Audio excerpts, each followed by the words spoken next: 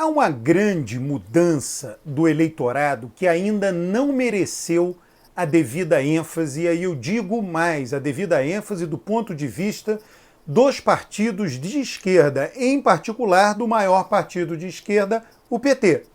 Que mudança foi essa? A pesquisa do Datafolha agora mostra a consolidação dessa mudança. Se você tiver a curiosidade, entre no site do Datafolha e pegue pesquisas do passado, das eleições anteriores. Eleição de 2006, eleição de 2010, eleição de 2014. Tem lá a pesquisa perto da eleição. Os homens votavam mais no candidato do PT, Lula, Dilma, do que as mulheres. A votação masculina era maior, proporcionalmente, a proporção. O que aconteceu em 2018? Bolsonaro, com seu discurso machista, seu discurso autoritário, seu discurso agressivo de armas, atraiu mais o eleitorado masculino. Isso fez com que ocorresse uma grande mudança no voto. As mulheres que votavam proporcionalmente menos nos candidatos do PT passaram a votar proporcionalmente mais. A pesquisa atual de popularidade do governo, divulgada esta semana, mostra exatamente isso. Isso continua acontecendo. A aprovação dos homens do governo Bolsonaro é maior do que a aprovação das mulheres. A reprovação das mulheres do governo Bolsonaro é maior do que a reprovação dos homens. Ou seja, as mulheres continuam preferindo mais o PT proporcionalmente aos homens. Mas isso não... Bom, o PT tem a obrigatoriedade de 30% de mulheres na executiva, ou no diretório nacional, enfim, ou nos dois, ou em um, ou em outro. Bom, o que importa é que a representação eleitoral não reflete isso, né? Isso é uma mudança recente, verdade, mas as mulheres sempre foram a maior parte da população brasileira, elas vivem mais. A longevidade feminina no Brasil está chegando aos 80 anos de idade, está em 79. Então, a proporção de mulheres no eleitorado no Brasil é maior do que a proporção de homens.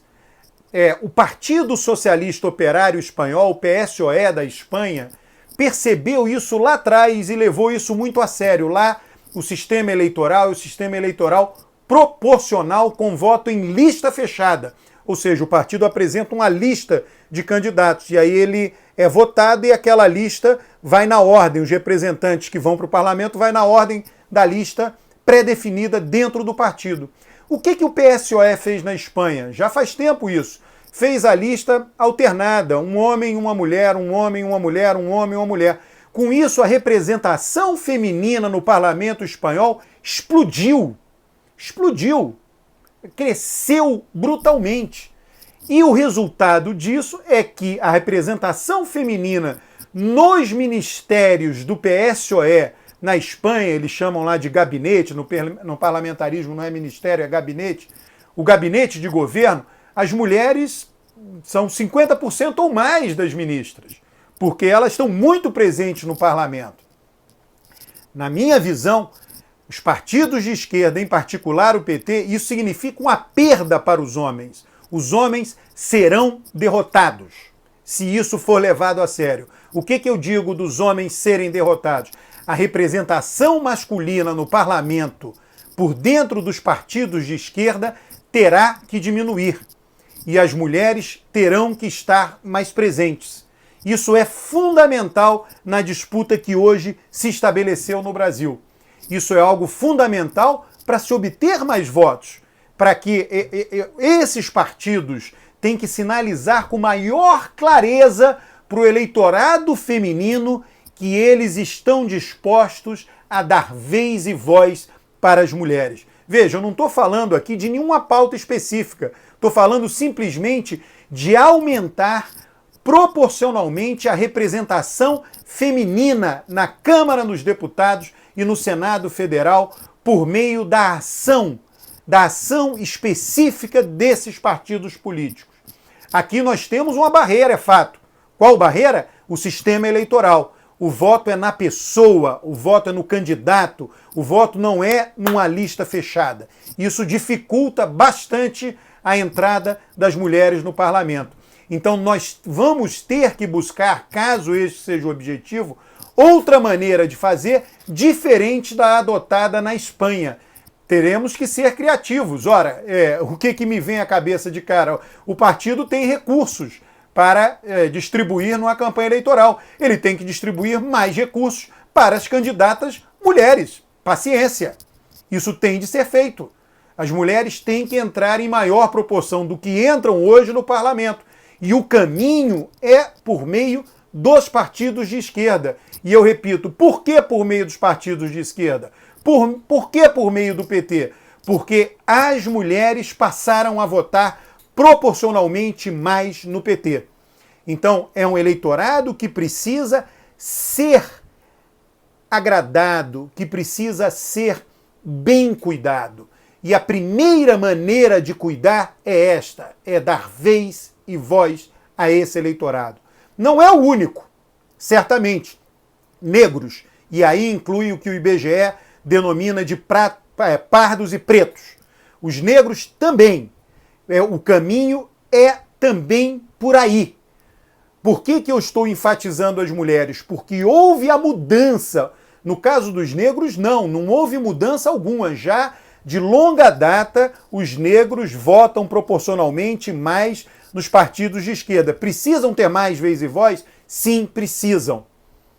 A pessoa, inclusive, todas as nossas estatísticas mostram, todos os estudos no Brasil mostram que as pessoas mais injustiçadas no país, as pessoas que vivem a pior condição financeira, social, econômica, são as mulheres negras. São elas as que mais sofrem no Brasil. A representação tem que olhar para essas pessoas. É claro que aqui nos vídeos eu trato de determinados assuntos. Farei mais na frente, já fiz vídeos sobre o racismo no Dia da Consciência Negra, faz pouco tempo. Agora em novembro fiz um vídeo específico sobre o racismo, de uma pesquisa que coordenei. Hoje o vídeo é sobre a participação feminina na política. Participação esta que precisa ser empurrada, incrementada, deliberadamente, com ações específicas adaptadas às regras eleitorais de nosso país. Eu acho isso fundamental. Tem outros temas relevantes para a disputa eleitoral, como eu mencionei aqui, mulheres, negros, religiões.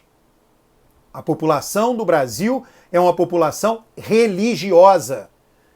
Os evangélicos vêm crescendo no Brasil. A esquerda precisa dar atenção a esta população. Ela faz parte da sociedade. Eu noto muita gente preconceituosa com relação às religiões. As pessoas valorizam as suas religiões. Não faz sentido ter preconceito com o que as pessoas valorizam. As pessoas valorizam as suas religiões. Voltando ao tema da participação feminina. Os movimentos sociais femininos, os movimentos sociais que dão atenção a simplesmente dar mais poder às mulheres têm crescido no Brasil e no mundo. Eu dei o exemplo da Espanha, agora viralizou a manifestação das mulheres chilenas, que no Brasil nós já copiamos uma parte, adaptamos outra. Existe o grupo Mulheres do Brasil, o grupo fomentado por uma grande empresária, a dona do Magazine Luiza.